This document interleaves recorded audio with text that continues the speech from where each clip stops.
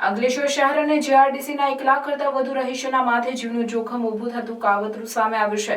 ઉકાઈ જમણા કાંઠાની નહેરમાં બાકરોલ ગામ નજીક ટોક્સિક કેમિકલ વેસ્ટ ઠાલવી દેવાતા જળચરોના ટપોટપ મોત નીપજ્યા હતા, જેના પગલે ઇનપુટ વાલ્વ બંધ કરી દેવા સાથે જીપીસીબીએ તપાસ હાથ ધરી હતી।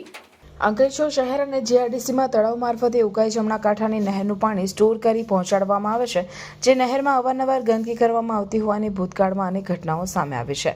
ત્યારે આજરોજ ઉકાઈ જમણા કાંઠાની નહેરમાં ટોક્સિક કેમિકલ વેસ્ટ ઠાલવી દેવાતા નહેરમાં માછલીઓ તરફડીને દમ તોડતી નજરે પડી હતી। કેમિકલ માફિયાઓ દ્વારા નહેરમાં રાસાયણિક કચરાનો નિકાલ કરાયો હોવાની આશંકા સેવાઈ રહી છે। આટલું જ નહીં, પરંતુ નહેરમાં જે સ્થળે કેમિકલ ઠલવાયું ત્યાં ટેન્કરના ટાયરના નિશાન નજરે પડ્યા હતા। આ અંગેની જાણ થતાં તંત્ર દ્વારા અંકલેશ્વર શહેર અને જીઆરડીસી તળાવના ઇનપુટ વાલ્વ બંધ કરવાની ફરજ પડી હતી। સાથે જીપીસીબી સહિતની ટીમે સ્થળ પર દરોડો પાડી તપાસ શરૂ કરી છે। અંકલેશ્વર ઉદ્યોગ મંડળના પ્રમુખ હિંમત સેલડિયા સહિતના આગેવાનો પણ નહેર પર પહોંચ્યા હતા। લોકોના જીવ સાથે ખેલવાડ કરનાર તત્વો સામે કડક કાર્યવાહીની સ્થાનિકોએ માંગ કરી છે। હું અંકિત પટેલ, બાકરોલ ડેપ્યુટી સરપંચ। આજે વહેલી સવારે ખેડૂત મિત્રો દ્વારા મને ટેલિફોન જાણ કરવામાં આવેલ કે આપણા ડાબા જમણા કાંઠાની નહેર પર કોઈ કેમિકલ નાખવામાં આવેલ છે। ત્યારે એ નહેરથી અમારા ગામની 200 હેક્ટર જમીન પિયત પાણી લે છે અને પશુપાલનનો વ્યવસાય છે, પશુપાલનનું પાણી પી છે। સાથે જ જેડીસી અને નગરપાલિકાને પીવાનું પાણી પર આ કેનલ દ્વારા આપવામાં આવે છે। આવી જ ઘટના લગભગ આ 7 વર્ષની અંદર 6 વાર આવી ઘટના બની છે।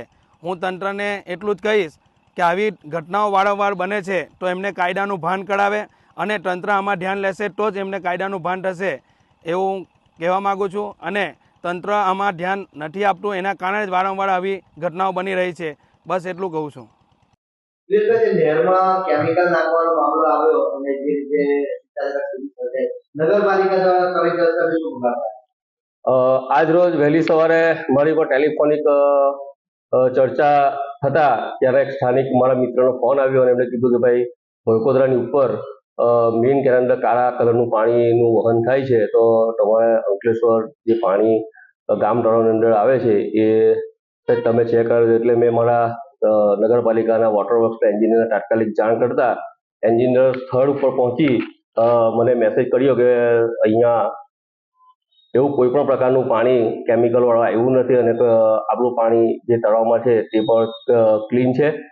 હા, એટલે પછી મેં એમને એવી સૂચના આપી કે ભાઈ હાલ અત્યારે જે આપણો ઇનફ્લો વાલ્વ છે એ બંધ કરી અને આઉટફ્લો વાલ્વ ખોલી નાખો કે જે કરીને પાણીમાં થોડું ઘણું બી કોઈ પણ પ્રકારનું કેમિકલ હોય એ સીધું વરસાદી કાચમાં નીકળી જાય। અને જ્યાં સુધી ઉકાઈ જમણા કાંઠાના જવાબદાર અધિકારી તરફથી આપણી પર કોઈ મેસેજ કે ફોન ના આવે ત્યાં સુધી આ પાણી આપણે આપણા તળાવની અંદર ઇન્વોલ્વ કરવાનું નથી એવી મેં તાકીદે સૂચના કરી છે। હર હર મહાદેવ। તમારા સાથ સરકારથી શ્રીજી વાસ્તુશાસ્ત્રની સેકન્ડ બ્રાન્ચ હવે આપણા તવરા રોડ પર ઓપન થઈ ચૂકી છે। અહીંયા તમને બધી જ પ્રોડક્ટ્સ સ્ટાન્ડર્ડ ક્વોલિટીમાં મળી જશે, જેમાં લોંગ લાસ્ટિંગ અગરબત્તી, ધૂપ, બેમ્બુલેસ અગરબત્તી અને પૂજા પાની તમામ વસ્તુ। મૂર્તિમાં પણ તમને આદિયોગી, રામલલા, નંદી, શિવલિંગ, ગણેશજી, કૃષ્ણ ભગવાન, બાલ ગોપાલ અને માતાજીની તમામ પ્રતિમાનું વિશાળ કલેક્શન અવેલેબલ છે। અહીંયા તમને તમારા જન્માક્ષર પણ કાઢી આપવામાં આવશે અને તમારું ઘર, ઓફિસ, ફેક્ટરીમાં નેગેટિવિટી ના આવે એટલે વાસ્તુ પ્રમાણે ઓરા મશીન દ્વારા એનો નિકાલ પણ કરી આપવામાં આવશે। હું રાજુભાઈ ભુદેવ।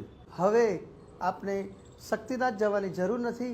આપ સૌ તવરા રોડ ઉપર આપ અમારી નવી શોપ શ્રીજી વાસ્તુશાસ્ત્ર ઓપન થઈ ગઈ છે, તો આજે જ વિઝિટ કરો શ્રીજી વાસ્તુશાસ્ત્ર, જે આવ્યું છે shop number 4, silver Kalp, new Tavra bus stand opposite Croma, new Tavra, Bharuch.